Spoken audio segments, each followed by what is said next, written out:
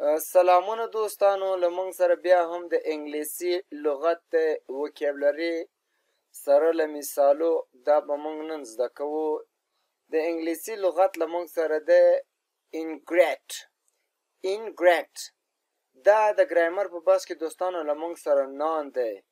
دا اول دریم څلورم حالت هیڅ کله کې نه لري.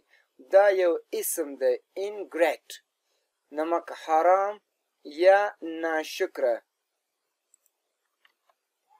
He helped her many times, but she was an ingrate.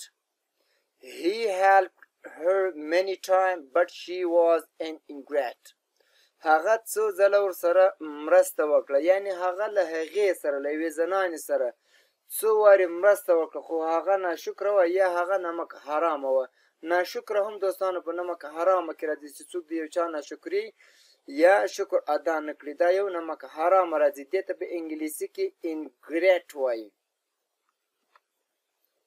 Don't be an ingrate, at least say thank you.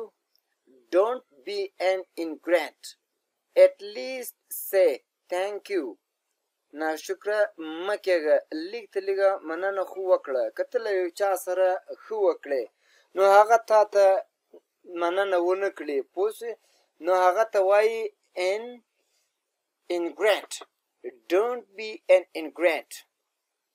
ناشکره کېږه مه، at least say thank you.